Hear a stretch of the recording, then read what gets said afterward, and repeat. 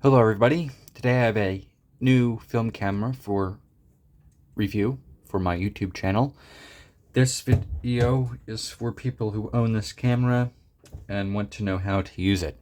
This will not be available on my eBay store.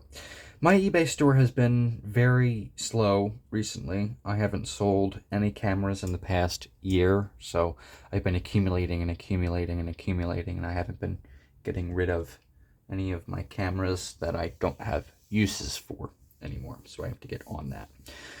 But without further ado, this is the Minolta XGE. This is an introductory beginner 35mm film SLR camera released by Minolta in 1977. The XGE model, was the first in the XG lineup. This camera was available in a black brass version or a chrome version.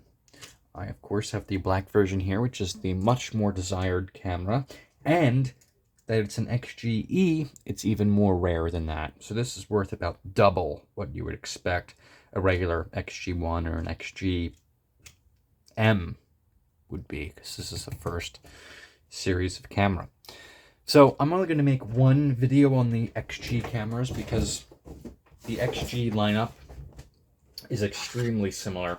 The cameras were virtually identical to each other, and there's no real use in me making multiple videos for different models of camera.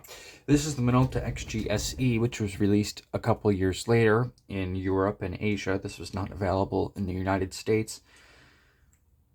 This is a similar camera. It looks virtually identical. That's a better shot. So this goes back, I've had the XG SE for about a year. I saw the XGE in front of you now on eBay for, I don't know, 15 bucks, 20 bucks, something like that. I cleaned it up and I put a 50mm lens on it, and now it's ready for review. So without further ado, let's get to starting the camera. Let's start with the bottom. You might say when you get this camera, well, what is this? And what is this? And what is this? Well, let's start off from left to right on your view. This is the battery door. I like using a nickel to open the battery doors, like so.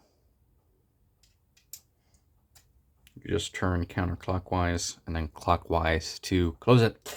Let me share with you the batteries this camera takes so you are not confused.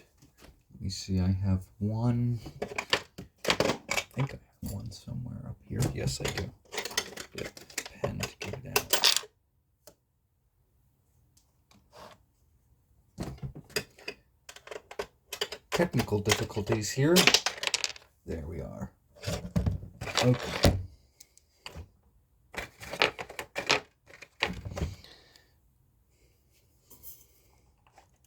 There we go, that's better light as well.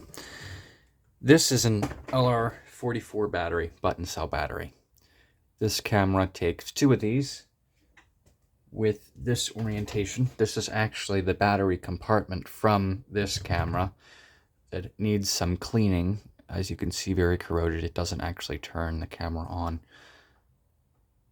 So that's the orientation that you put the batteries in. It even shares little picture to show you that the positive side must be facing up in order to operate. Now, another thing to mention with these battery doors, these compartments, rather, is that these are universal.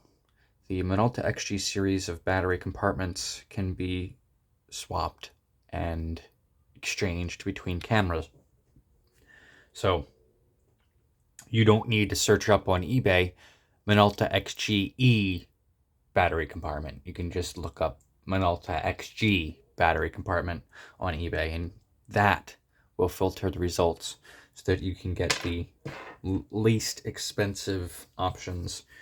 You're not spending an arm and a leg to get the exact battery door from the exact camera that you own, because you don't need to do that.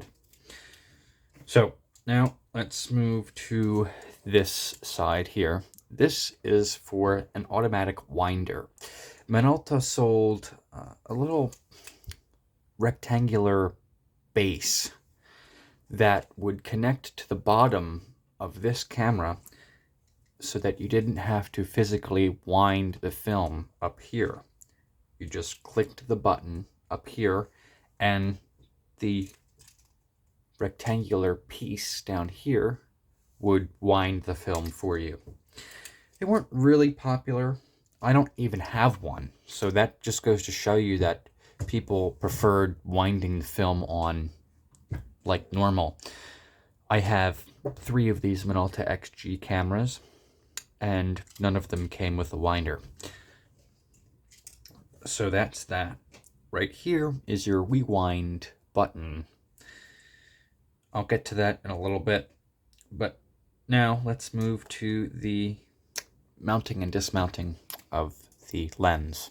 You have a little button right here. You have to press this button in and then turn counterclockwise to remove the lens.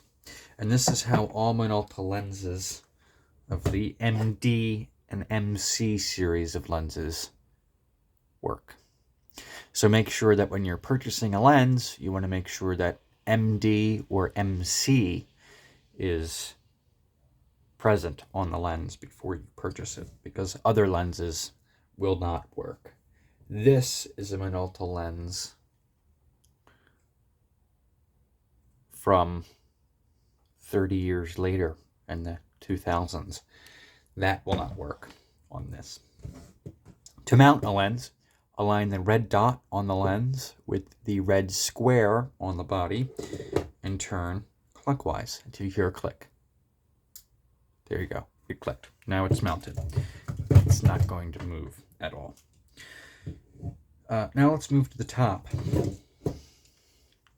This is your film counter. This counts how many photos you have left, how many open frames in the film roll that you have taken. You can do the math, how many you have left. This is your shutter speed dial. This camera features shutter speeds of 1/1000th of a second all the way down to 1 second, and a B for bulb. You hold the shutter button down, the lens will remain open, the shutter will remain open to allow as much light as you want in. My copy of the film counter is broken, but I will just pull out my other XG camera to show you what it should actually look like. There, right there, you can see it's on 6. So that's what it should work. This is stuck on 36. This should reset when you open the film lever on the left side, but I'll get to that next. This right here is your power selection. You have self-timer, which is a 10-second self-timer, off, on, and BC, which stands for battery check. Now, BC mode is spring-loaded, so it's not going to stay there. Look for the red LED light to pop up for the battery check. And let's just do the self-timer real fast. This is your advanced lever. You advance the film using this, and then this is the shutter button. So let's just try the self-timer now. I'm going to stop the lens down so you can see the blades. Okay, so blink for 10 seconds. Let me flip it around this way so you can see it better. There you go, you saw the shutter blades. That's pretty cool. All right, now let's go to on and stop down through all of the shutter speeds. This is 1/1000th of a second. And I am noticing that this lens is quite dirty. So I'm going to get my handy dandy cloth cleaner here and wipe it down for the remainder of the review.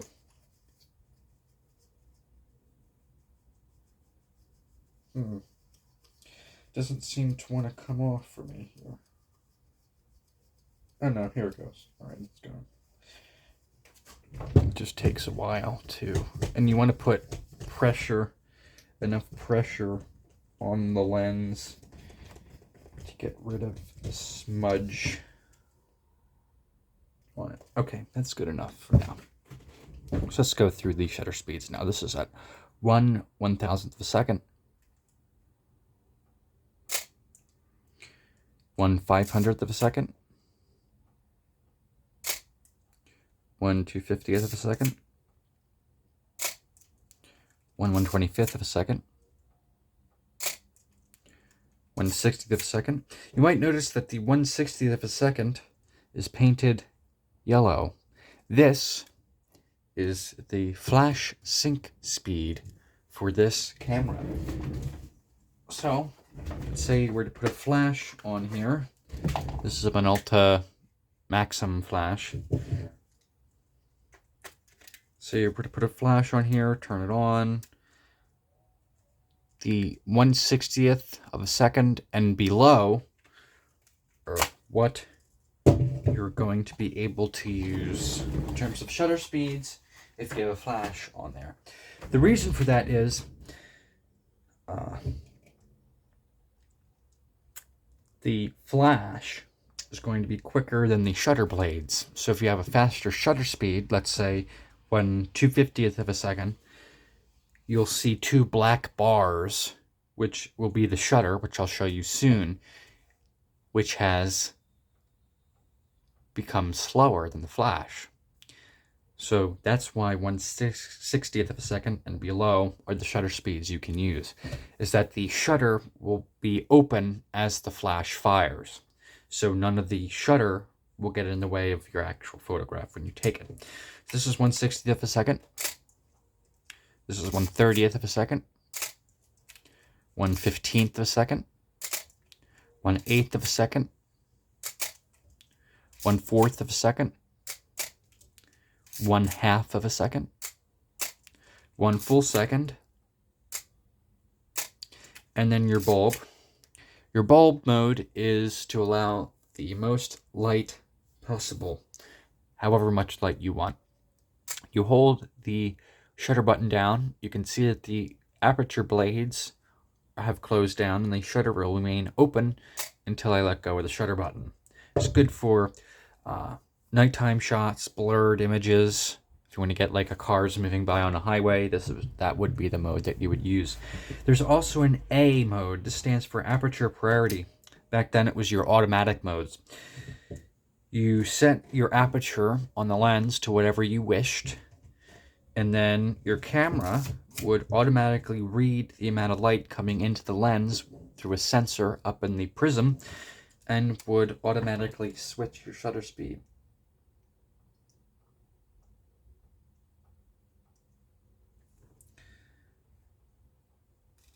So I'm going to point the camera up at the light here. Okay, and I'm going to put the camera down here so you can see the difference in shutter speeds. So this meter in the camera is working flawlessly. Pretty good for something constructed in 1977.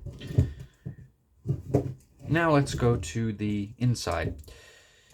This is your rewind knob. You open this little flap out, and this is how you put your film back into the canister. This is how your film will look pre-rewound with the leader sticking out. This is curled because it was in a camera that I switched the film out of, and it doesn't look like that out of the package. The leader will be sticking out like this. That's what you draw to this side. But I'm going to open the camera for you. To open the camera, you pull up on the rewind knob like this. And then all the way, so the back door opens. The spring will engage, disengage, and the back door will open like this. This is your film transport right here. Do not touch the box with your fingers. This is a cloth shutter that moves horizontally as opposed to vertically. The cloth shutters are extremely fragile, and if you like gouge your finger in there, you will break the camera and you will not have a very good time. So do not touch this area here. This is where the film canister goes, like this.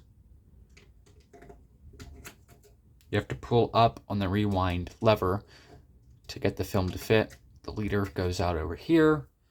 And then you see here, there are little sprocket holes for the leader to go. You'd wind the film on and get the correct loading procedure done. You want to make sure that the film transports. It doesn't fall off this clip here. So that's what that is. Now, these little holes here, let me get some type of screwdriver or some pointer so you can see what I'm talking about. These little strips here are your foam, which blocks the light. And on this side, you can see a bunch of the foam has degraded and stayed on that side. You can see that this foam on this side has degraded so much that a piece has stuck to where it's not supposed to be. So this is going to be a project for another day, because I do not have foam for the light seals. But that is something for the future. Let's see, what else do I need to explain? This is your viewfinder. You put your eye here. This is your hot shoe for flashes, as I demonstrated earlier. But right here is your DIN to ASA conversion scale. This converts the international, at least this was back in the 1970s, when light film, or excuse me, the speed on the film in regards to the light that the film would accept was different. Currently, it's referred to the ISO, or ISO. Back then, in Europe, it was DIN, and in America, it was ASA. That's your film speed. So this was just the conversion module to figure out if you were in another country and you had to buy film, you'd figure out how to do that. There's also a scale right here on the camera. Shutter speed dial. You push up, you pull up rather, not push. You pull up, and then you can change the number which corresponds to the film. The film that I showed you earlier is Cinestill 800 tungsten. You would put the ASA dial to 800, and then this is your exposure compensation. This is the switch for that as well. If it's in A, or the automatic mode, it's locked. You have to press this down and then move the dial. Now, there's a big space between the 1/1000th of a second and the bulb. This is because you can have 2 stops of underexposure or 2 stops of overexposure. For low light, 2 bright settings. So I hope you all enjoyed. This is the Minolta XGE review. I hope everything that I have stated in this video helps you operate your own. And the tips that I have shared, hopefully, will show you how to take care of your cameras and provide enjoyment in the photography community for many, many years to come. Thank you very much for watching. Be on the lookout for more camera reviews in the future.